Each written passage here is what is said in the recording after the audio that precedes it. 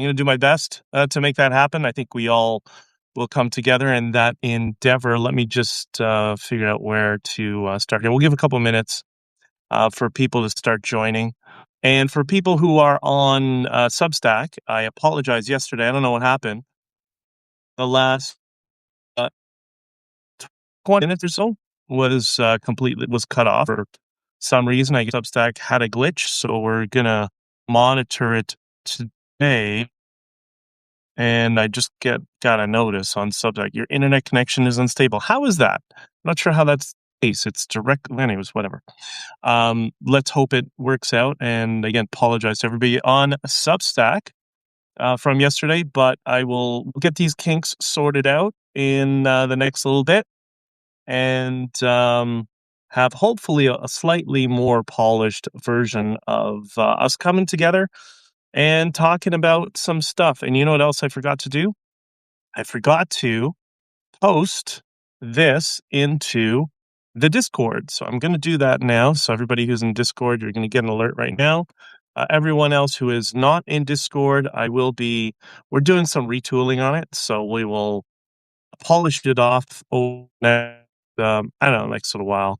And we'll get it opened up to a number of, we have a number of categories here that are a little bit redundant in the Discord. And we want to streamline it a little bit, make it a little bit more clear and all that sort of stuff. So, I hope you all have your cup of coffee in memory of our friend Scott Adams. And I've been trying this experiment of changing the coffee and creamer for protein powder, for vanilla protein powder. And it's a lot of getting used to. It's not.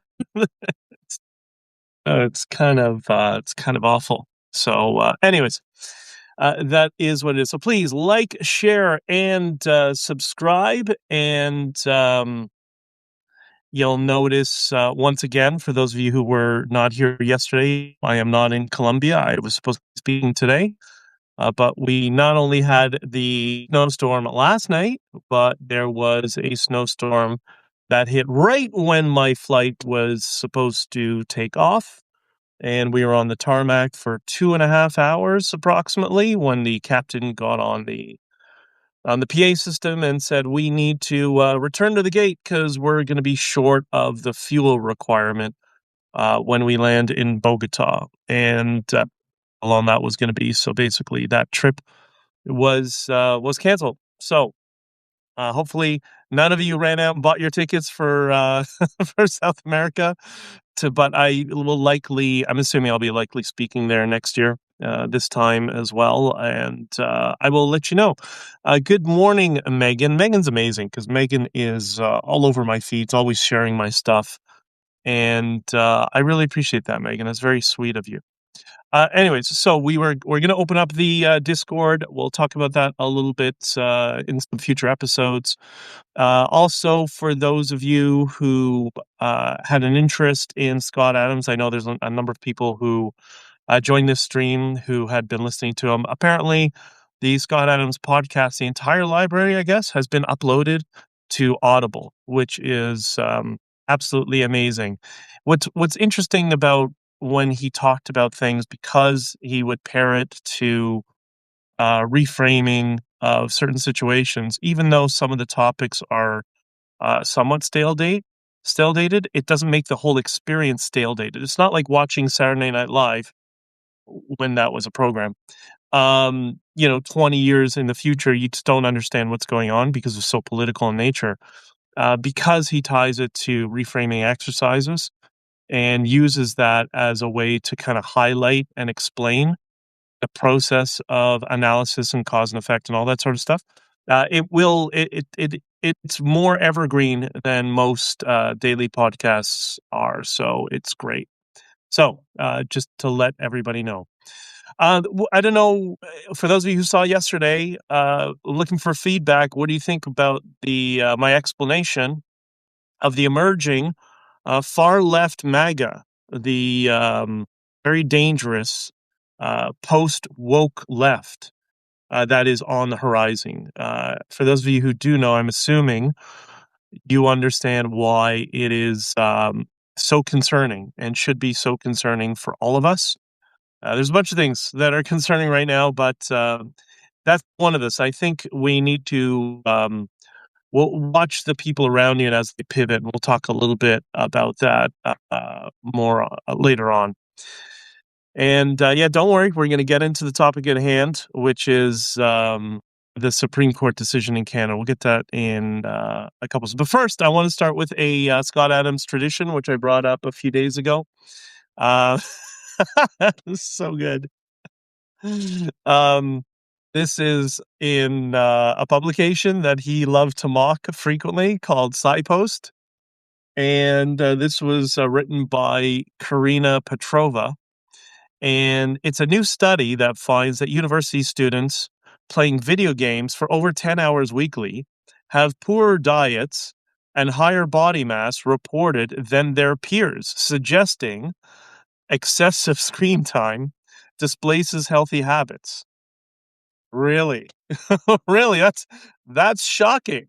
So sitting in front of the console or computer playing video games for hours and hours, and having an increased sedentary lifestyle, it creates weight gain. Wow.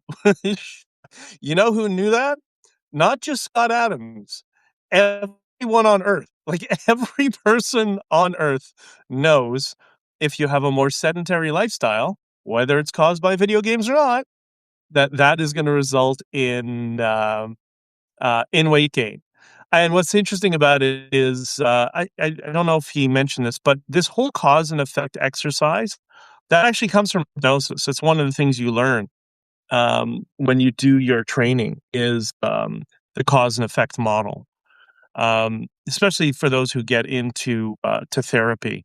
I think that's why Scott highlighted these things, these super obvious articles so regularly, because it is a fundamental principle of what they do when they do analyses and hypnotherapy and all that sort of. By the way, I hope it's working on X yesterday, just as I was starting. X/Twitter had, I don't know, a DDoS attack or something, and it was down. So we didn't have I didn't have anything broadcasting there. I was thinking about rebroadcasting, but whatever, oh yeah, and the other things for those of you who have asked, because I've been asked repeatedly for a very long time, I'm going to try to see if I can manage in my life right now, a regular schedule of Friday, Saturday, Sunday to do streams, and then through the week, post all the excerpts from the streams. The Monday to Thursday. We'll try that out as the next schedule, see how it works, and then things may change even further towards the end of March. We'll see what happens, but that's the trajectory right now. I can't guarantee it, but I'm going to try, and it just goes to show the amount of dedication somebody like Scott, who is on here every day, 65 days a year, how destructive that is to not destructive, but what a commitment that is. You think like, oh, it's just an hour. No, it takes a while to set this all up for me too. And to be able to be there every day for what he did, 3,000 podcasts, probably 3,000 and change, 366, I think. That is significant. I'm going to do my best to try to fit within all of my projects right now, to do it with that window, the Friday, Saturday, Sunday. I'm sure those of you will be happy who've been asking me, and we'll see how it goes. So again, no guarantees, but I'm going to try my best, and that's what we're going to aim for. Something else that was interesting is our friend Sam Harris. So, those of you who don't know, I produce a podcast called Open College with Professor Stephen Hick, and episode 62, which was out recently, in the end of 2024, is titled "Why Sam Harris Matters." And I know there's a lot of people who have a lot of problems with his take, and might included on certain things. But it was very interesting. There was an interview. It's online. A bunch of people posted this excerpt from this, where he struggles, like painfully, painfully struggles to compliment Trump on Iran and what he's been doing with Iran. It's really funny to watch because you can see how annoyed he is, um, having to admit that he has been the strongest on Iran. Doesn't mean he's perfect, but he's been the strongest on Iran compared to any previous presidents, and he even says there's no way that Kamala Harris would have had such a dramatic effect, on Iran. So, it's really interesting to watch. It's interesting. Scott Epps, Sam Harris, he really dislikes Trump, obviously. There's no question. But I think it's because he doesn't understand, the show. I'm assuming he disliked or dislikes WWF or WWE wrestling or the TV show The Apprentice. That's what you're watching with Trump. It's a show. It's a shtick, right? It's a marketing and branding, method of, running for president and running the government now. That's why the people in his cabinet he wants to elevate, they're another personality, right? Like Pete Hegseth, he's like the warrior media guy. Um, Marco Rubio, he's the very, I should explain this, very interesting. He's your very typical well-educated, articulate, um, middle class, upper middle class, Latino, or in America they call them Hispanic, which makes me crazy because they're not from Spain. Um, anyways, and Marco Rubio, sorry, Marco Rubio is he's similar to, he reminds me of my friends in South America, my friends who are in IT, in banking, in insurance, working professionals. We do a disservice in the United States when they kind of brand Hispanics as migrant workers. Latin America is the complete opposite of that. And most of Latin America people are very, very much like Marco Rubio. So, that's so there you go. You have another personality on the WWE/Apprentice Trump administration roster. Everybody's got to be is a personality who has some unique skills and very, very strong skills. So, anyway, so back to Sam Harris. So Sam Harris knows what TDS is, and he I've seen him push back and say, "Yeah, everybody wants to say I just have TDS, but it's not that." So he's not crazy. He understands, um, what people see in Trump. He trivializes it. I think he has a degree of TDS. That's the whole thing when when you're suffering cognitive dissonance, you don't know suffering cognitive dissonance. One of the things you learn in hypnosis, Scott Adams talked about frequently. But so I don't think he understands that he actually is the victim of it. But regardless, he's a perfect example of why you should listen to people on the other side. Doesn't mean you should agree with them, but just understand their arguments and understand which of their arguments are horrible. And sometimes they have a good argument that you disagree with. Those are the ones you want to look for. That's the sweet spot, finding the argument that, like, okay, I disagree with you, but I understand how you come to that conclusion. When you understand that, then you can reach people on the other side. I touched a little bit about that yesterday. So so yeah, check that out. Now, I saw Sam Harris did some other thing today where he went crazy on, I don't know, something else. It's just when it's starting up, I'll look at it later. Every time you want to give somebody compliments, like, hey, they've had a moment of enlightenment, and then boom, something else, they just shoot themselves in the foot. It's like, oh God. Come on, we thought you were there. You're getting there, right? But anyways, no, Sam Harris Not Crazies, and I do encourage you to listen to Open College episode 60. I think 62. It's on Spotify. Why Sam Harris matters doesn't mean you'll agree. I think you'll agree with the conclusion that Stephen Hicks comes to, but doesn't mean you necessarily agree with Scott Adams' takes on, right? Sorry, I'm not Scott Adams, on Sam Harris. It's early morning, and I'm still trying to make it through this. Well, not early morning, but morning. I'm still trying to make it through this coffee with vanilla protein, and yeah, I don't have sufficient caffeine today. So, anyways, Trump on Greenland. And this is very interesting, but it's really, I don't know. I don't see Trump as the scary part because, again, it's the Apprentice WWF show. It's, again, you mentioned yesterday, read The Art of the Deal, then you stand his tactic of, and Scott Adams went through this, and the tactic in which he uses to persuade people and set up negotiation, build a frame where he's in a dominant position. That's all you're watching. Our politicians in Canada, I don't know what's wrong with them. I don't know if they've all had a lobotomy, but they just don't seem to be able to think. At least our governing party right now, it's just crazy.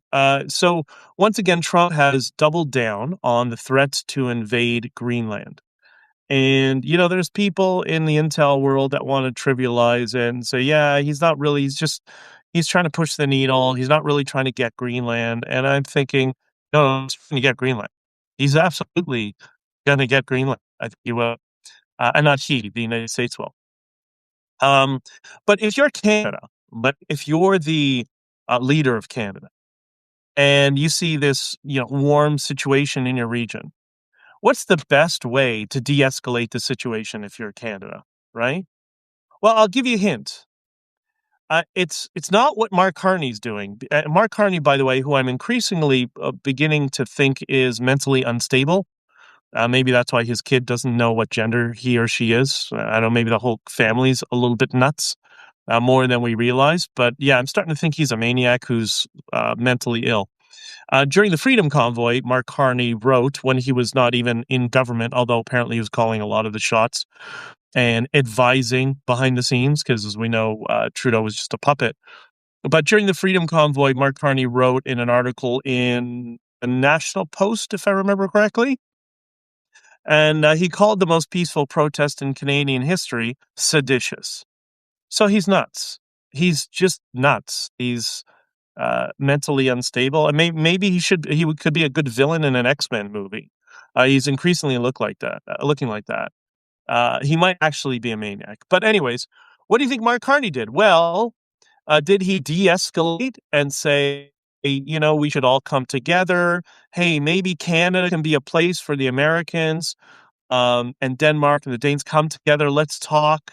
Let's see if we can help with a role in this. Or did he do any of that? No, no, no, no.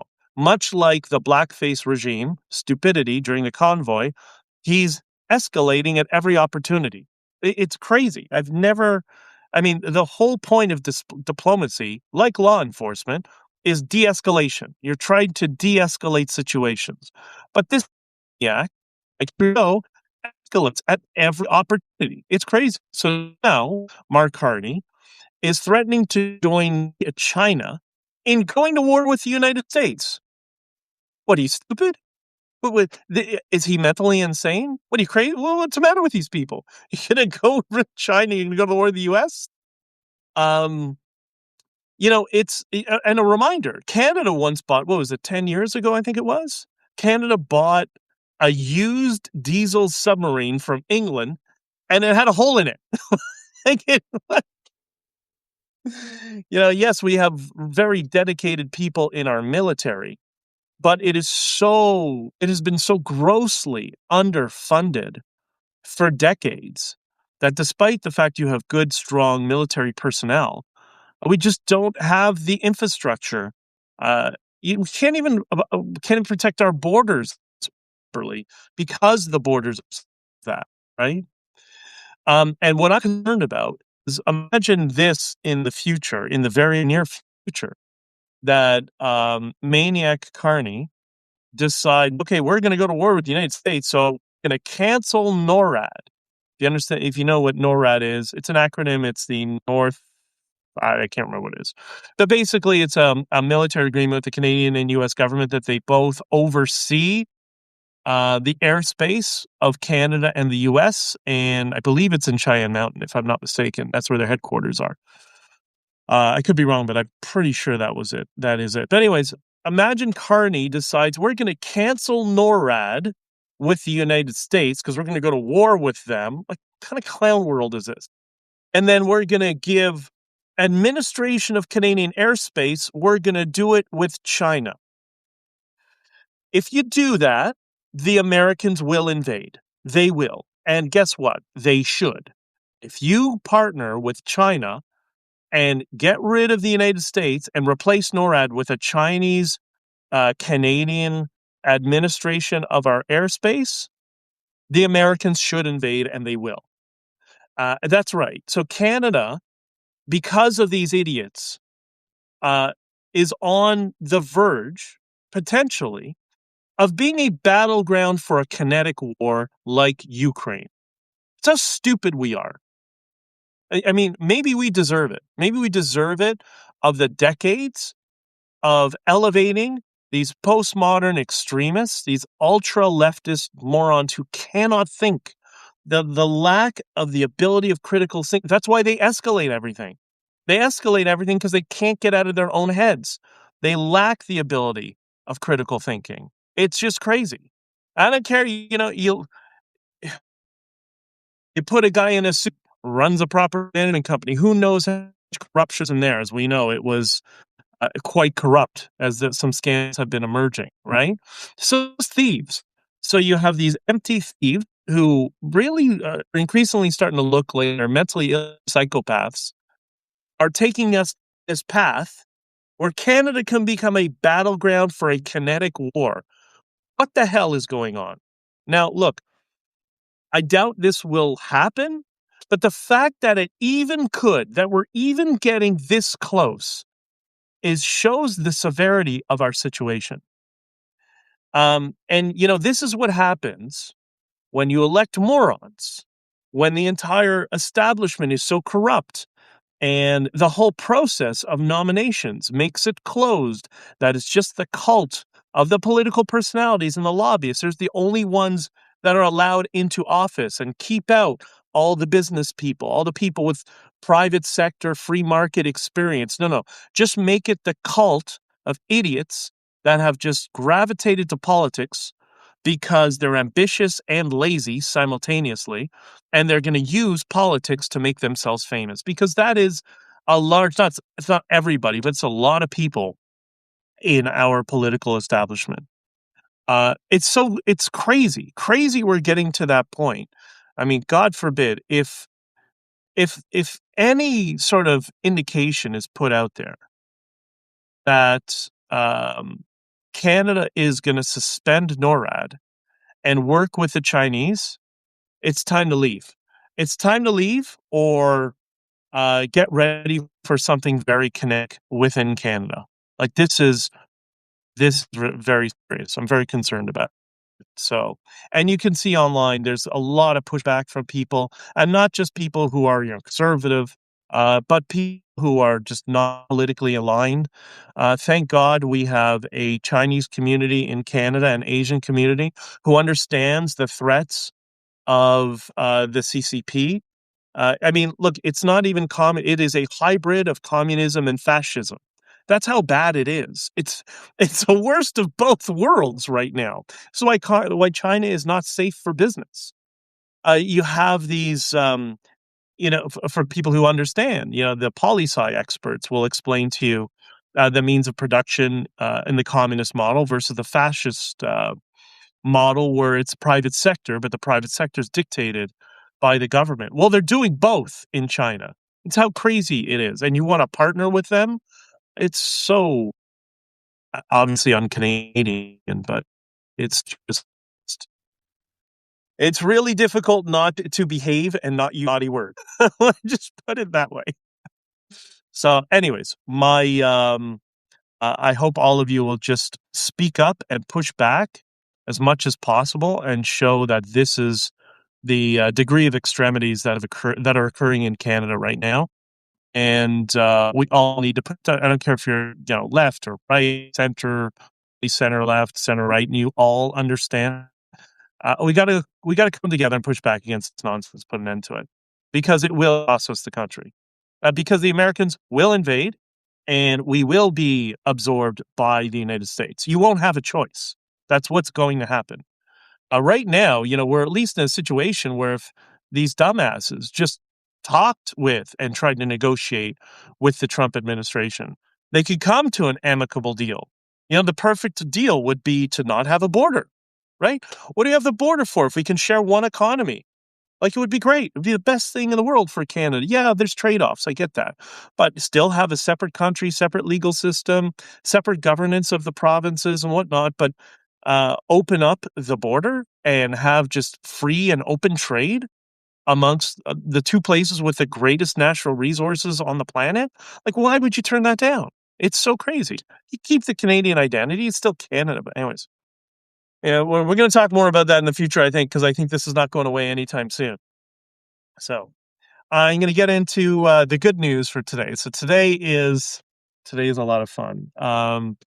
Last night, you will have seen the notice coming up, and I just released an article on Substack, and I think it's in the Daily Bell, the National Telegraph, and it's going through, it's working through the network sort of thing of different publications that carry my written articles. But the Supreme Court ruled that the Emergency Measures Act invoked by the blackface Trudeau regime to quash the trucker convoy was illegal and unreasonable. That's according to the Supreme Court appeal. And by the way, this is a humiliating loss. I'll read this explanation.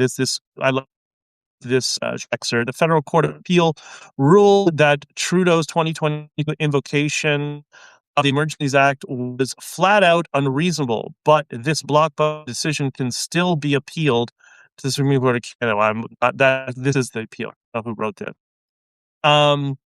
But this was the first ever use of the Nuclear Power in Court Emergency Measures Act provision.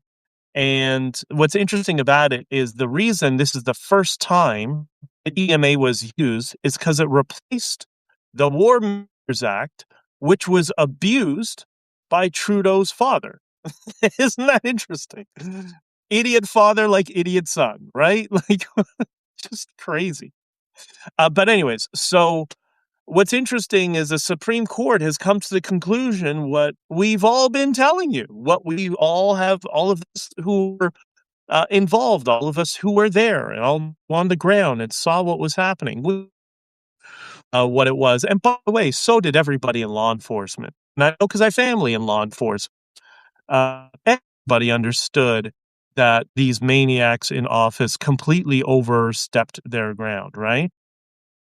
That, some of the things that are often missed in the legacy media, intentionally, because legacy media is just a smear machine for governments at this point. They've always failed to mention how that the protest was peaceful. There was zero violence, zero violence from anybody involved in the trucker convoy, that they had set up barbecues, had been feeding the homeless, that crime went down during that period. And that the fact that where the trucks were parked were exactly where the Ottawa police told us to park when we came into the city. Right, I wasn't there at the time already, but they were dealing with Chris. Chris got a map from the Ottawa police, which mapped out where the trucks should be to minimize disruption to traffic, and that's why we had these emergency lanes and whatever. But the media wants to just lie to you. They just want to brainwash and lie to you, and they do it through repetition. Over and over and over again, just repeat the assertion, it doesn't matter, like they're Goebbels themselves, right? Anyways, and remember, was it Marco Mendicino, that little Italian communist troll, right? No, not him. I'm talking about the Attorney General, that little troll, whatever his name was, the guy who looked like he could be in a Dilbert cartoon, actually, the guy with the glasses, Lamari or something like that. Anyways, that idiot and the rest of them were trying to plan how many tanks can we send in tanks? Stupid idiots, all of them morons, educated by movies. And there's your perfect. It's the perfect explanation, or the perfect way to highlight that just because somebody is Western educated in university does not mean they have any any sense of intelligence whatsoever. Just because you can regurgitate what's been fed to you is not a sign of intelligence. And you see it when these idiots came together trying to brainstorm, can we just send a tank? So stupid. Um Anyways, it's a good example of how these people in government who you have elected, that we have elected, are the most unhinged, loose cannons the country has ever seen. You're seeing the equivalent of homeless people on the street who are addicted to methamphetamines, who scream at passersby. That's who's in your government. That's how lost these people are. It's crazy, and it's really frustrating for the people who are in government, who are smart, who understand this, who are always trying to hide behind the scenes, trying to hit. They're trying to move things along and prevent everything from going from total collapse, and they have to navigate around these maniacs. So I feel a lot of sympathy for those people who are in politics and in elected office, who have to navigate all this stuff, right? But I might even have some sympathy for Carney himself, and maybe that's what becoming a maniac, or maybe he's just a dick. Yeah, I think that's just what he is, right?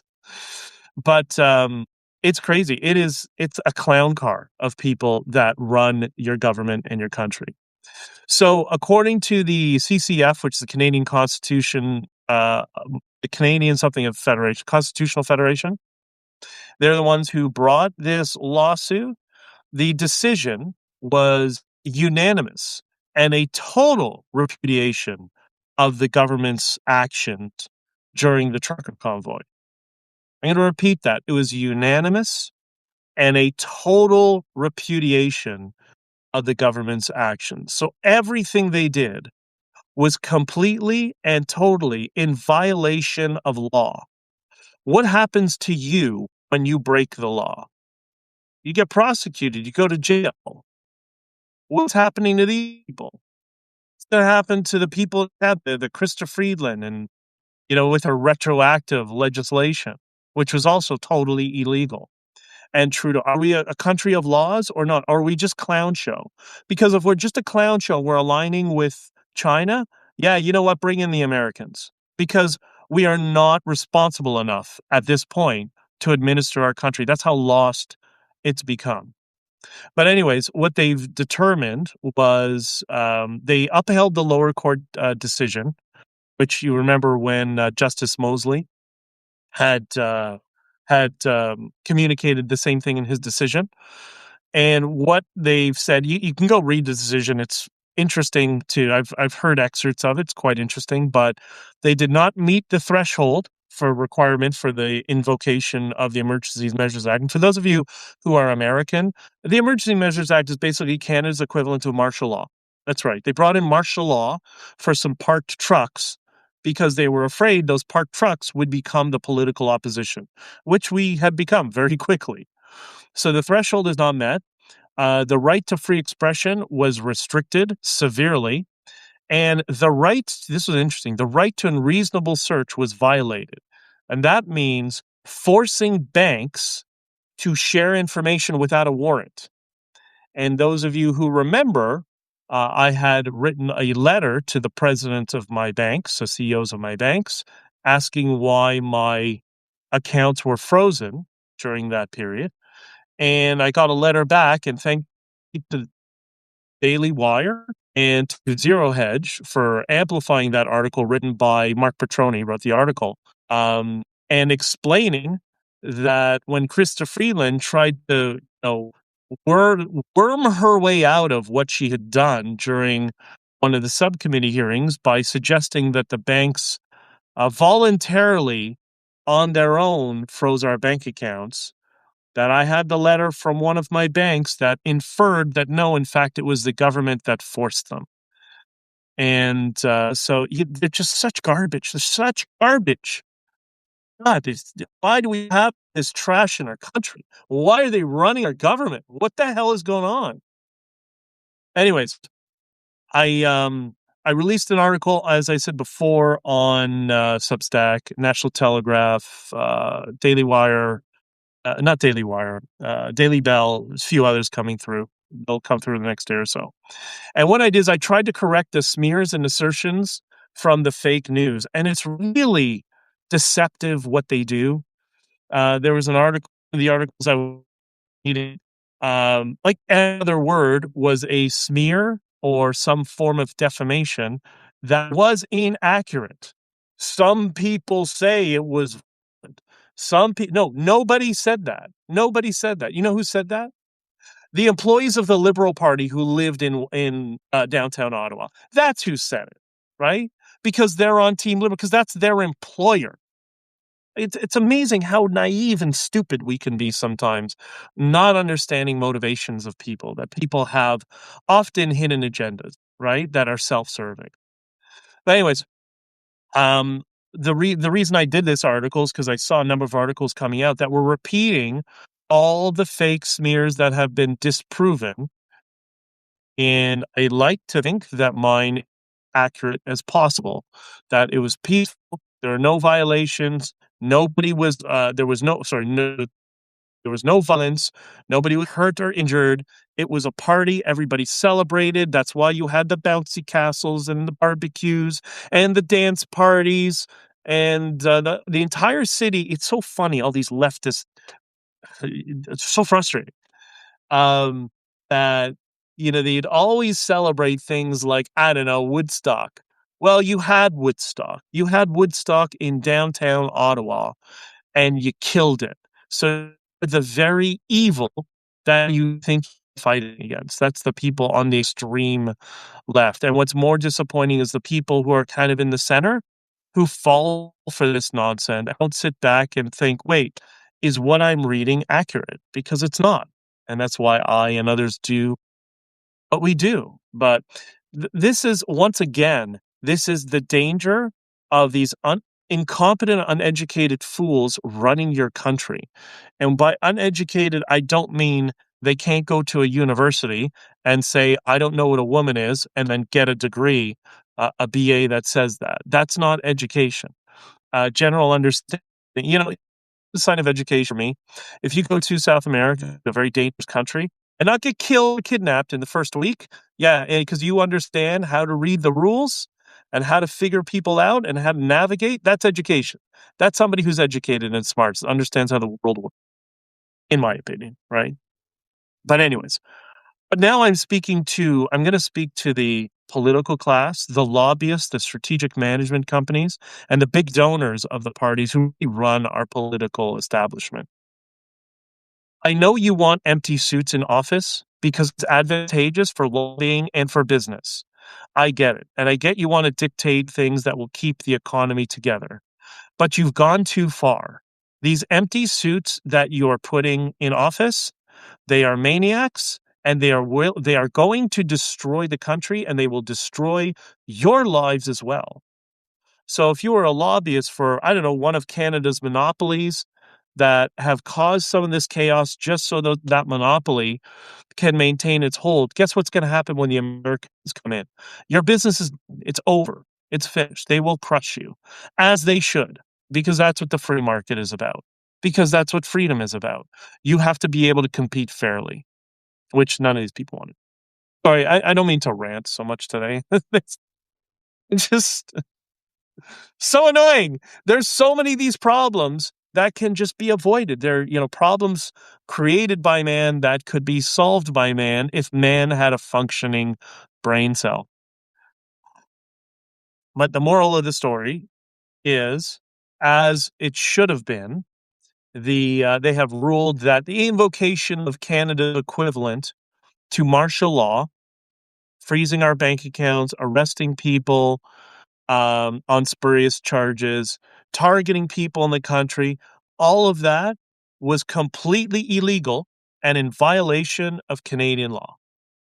So what happens? What's our remedy? Why are they not being charged? Right? In the United States, you saw the lengths that they went to impeach Donald Trump over nothing, over a fake dossier and rumors and whatever. Why is there nothing like that in Canada? Hey, conservatives, what's your play? Are you going to prosecute them? Because I'm willing to bet that would be pretty popular amongst most of Canada if you actually turned up your rhetoric a bit and spoke straight, like just directly to the people and echoed our frustration.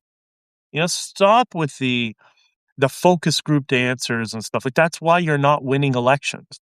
I said this to Andrew Scheer privately. I said when he was first elected leader, I said to him, what people want is authenticity and strength. And he had this look on his face like that never even occurred to him.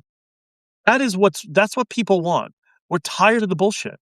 Just give it to us directly and show that you know how to fight, right?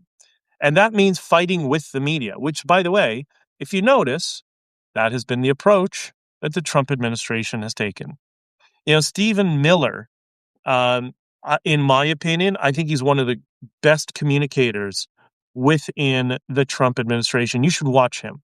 He really understands how to push back at media effectively, meaning the people watching get on side with him very quickly because he's pragmatic in how he communicates things. And that's what we need. That is going to be the communication framework that will save this country in the next election. But I don't know when that's going to be. What's going to be less than a year from now? Something like that. If you're bringing China in, are we done? How much? I mean, we already know our nominations are rigged. So we don't rig our general election like what was done in the United States. We rig the nominations. So they rig the nominations so they get the candidate that they want. So then, you're choosing between one drone and another drone. That's how they rig it here. I don't know. It looks we could have a very bright future or a very bleak future. I think the bright future, the solution is get rid of that border, open up the economy, and work with the Americans as closely as possible to administer this one massive economic zone and become economic partners with the largest economy the world has ever seen in human history. Like, why would you turn that away? How dumb are you to turn that down? Anyways. So we'll talk a little bit more on future streams about the decision because it is going to have ramifications. The good news is that there are still people who can think within our judiciary, which is something we talk about on one of the podcasts I produce, Not on Record, Sunday nights at 8 p.m.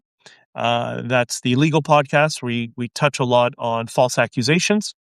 And one of the things that Joseph always often talks about is the state of Canada's legal system is not as bad as people perceive it to be. And perhaps this is just another indicator of that. So maybe that's a sign of hope, right? Maybe that's something we should be happy for. So again, we'll get more into this in another stream. Just right now, we're all still digesting what happened, and there's more research to be done. The Iran protests have gone on for 21 days now. I think it's 21, 22, 20, something like that. And I see a lot of people are getting very, very frustrated with the Trump administration because he thanked the Ayatollahs for not executing 800 protesters. Listen, this is for the people who get upset at that. The tactic is called pacing and leading. It's a very common sales tactic. Why make them angry? You gotta pat them on the head when they do something good, right? It's doesn't mean you like the regime. So we'll see what happens. I think there's going to be surprises in the next few days. It's going to be kind of like that, the usual suspects. Oh, he's Kaiser Soze. I think there's going to be one of those that will happen, right? But thankfully, hopefully, it's true that they were spared. But there are other people, many who have been killed by the Iranian regime. Trump said he would intervene if protesters were killed. So he's clearly trying to navigate, it's the push-pull. Oh, they're going to not execute 800. Great, he just saved 800 people. But a bunch of other people have been killed. So what do you do? Well, this is why the world is not black and white. The world is all gray, and there's complex answers for complex problems, and sometimes it takes time and strategic thinking to get through some of these. So let's hope that things materialize to the positive in the Iranian issue. And we all know, everybody knows. This was what's interesting. I mentioned this yesterday. If you go on to Blue Sky, where all the lefties are, even they know the Iranian regime is horrible. So here's an issue where you can bring the vast majority of people on the left, maybe the liberal side of the left, and people on the right. You actually can find some common ground on this issue if somebody can communicate to them and have them understand. Yeah, we disagree on a lot, but we understand. We both agree on this issue, so let's figure out how this can be rectified. And that's not addressing the paid operatives and political shills for the extremist left that's mainly foreign funded. That you can just write off because those are people who are incentivized exclusively by, I mean, yeah, there's going to be some ideology because they're brainwashed, but um, it's the reward incentive, the monetary incentive that keeps them going. You know, you get paid 80 grand a year to hold up a sign and say, I hate Trump. Well, lots of people are going to take that, right? Yesterday discussed a little bit of this is the last point I want to get to, but for those of you who missed it, I discussed, and we'll get into more detail because this also is going to be an ongoing issue. The far left mega copycats. I think that's might be the best way to frame it. That for those who weren't here, I explained that the woke left is over. It's done. There's many of us who have been observing this over time, and it's going to be replaced, and it's going to be replaced with far left populism, which is very, very dangerous. That is going to be Stalinism with a southern accent or a rural accent, driving a pickup, trying to pretend to be America, but it's communism. Like that is, and people will fall for it. We're going to talk more about that going on and dissect it over time. But in people may not understand the connection, but this is why we need to talk more in depth about the Palestinian hoaxes. Very, very important. And some of the hoaxes we've discussed on previous live streams, and we'll do some review of this in the near future. The genocide hoax, the Gaza genocide hoax, the stolen land hoax, the settler hoax. You hear that all the time. And there also is, as Scott coined it with the Fine People hoax, there is a tentpole hoax around Israel as well. But the reason all of this is important to understand it is because that is the glue that will hold the far left MAGA copycats together. That's what's going to bring them together, is the hatred or obsession with Israel that a country they don't even understand. But it doesn't matter because that is the emotional glue that will bring them together. And if people understand their glue is built on a pyramid of hoaxes, then there's less chance that it's going to be successful. But this is why Tucker Carlson, as the Babylon Bee described him, a leader in the Muslim Brotherhood, this is why he keeps saying Israel genocide, Israel genocide, Israel genocide, Israel genocide. He's trying to create what's called a painted word, which comes from the word pain, not painted, not painting. But a painted word is a word that once it becomes a painted word, a word that causes pain, when a subject hears it, it goes straight to the amygdala and they go crazy and they lose their minds. The example on the left that everybody knows is the word Trump. That's why they kept saying Trump, Hitler, Trump, Hitler, Trump, Hitler, Trump, Hitler, Trump racist, Trump racist, Trump racist, Trump racist.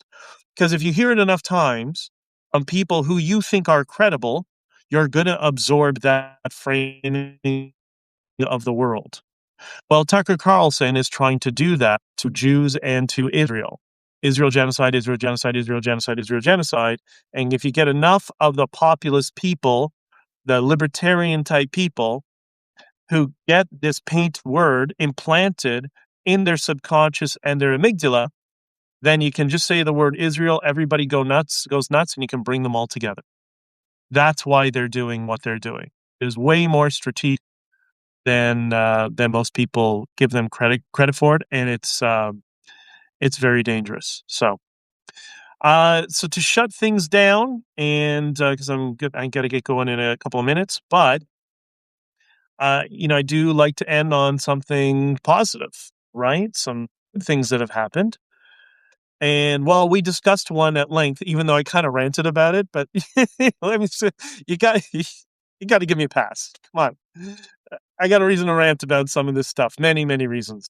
But so the positive that we can take away from all of this is that yes, the Canada's Supreme Court rated the Trudeau Carney government for their actions. Now, what's going to be the remedy and punishment and penalty for this? I don't know. I think you got to start asking the Conservatives, what are you going to do now that they broke the law? What are you going to do if you get into office? You going to punish them?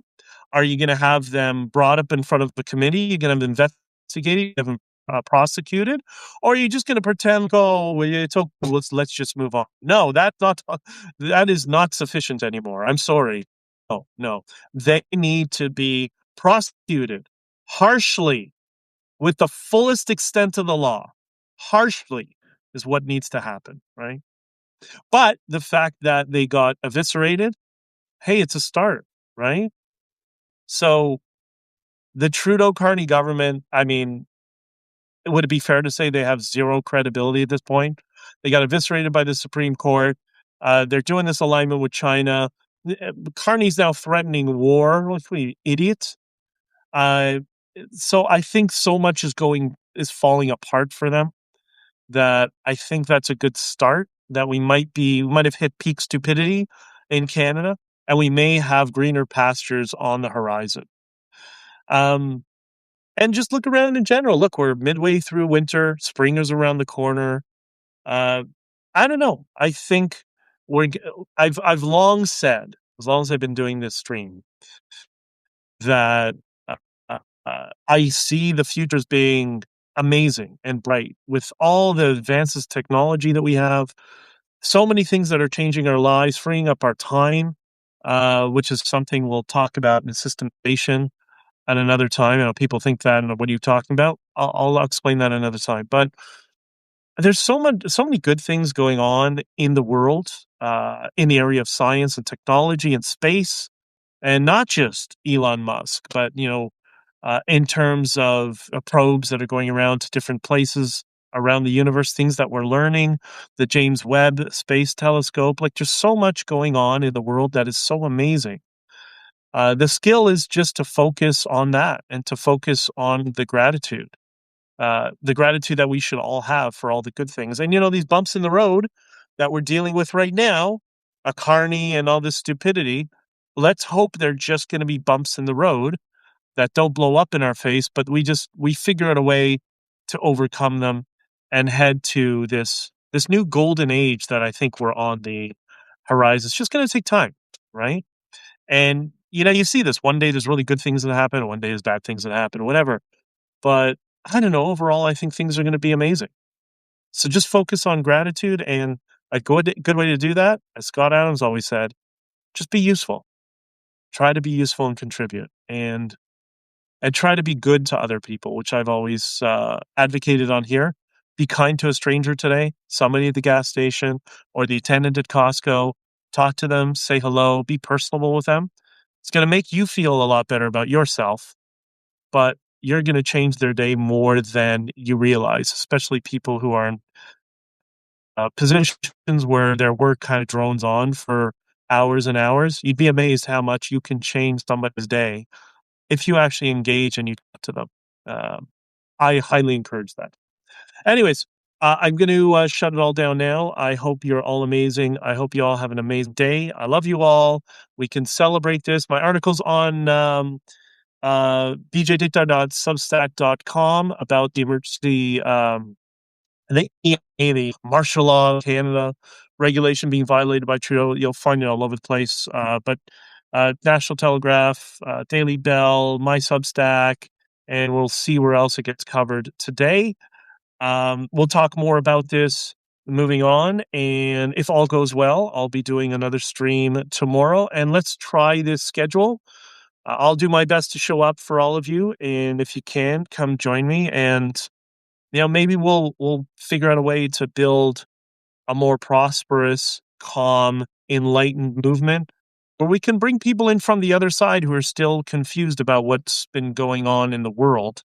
I know I've been doing a lot of communications, having a lot of communications and interactions with people who were longtime liberals who finally have hit their threshold, and they're done. They've started to get curious. It's going to be interesting to see how they respond to this ruling by the Supreme Court. I think it's going to help enlighten people further as well, and that's something to be optimistic and positive about.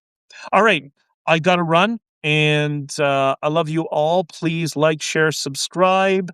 Don't forget, you can get a copy of this, honkingforfreedom.com. If there's ever a day that this was relevant, this would be it. And this is the book you buy for your friends who are more liberal in nature or don't understand Bitcoin, because there's a couple of chapters in Bitcoin here as well.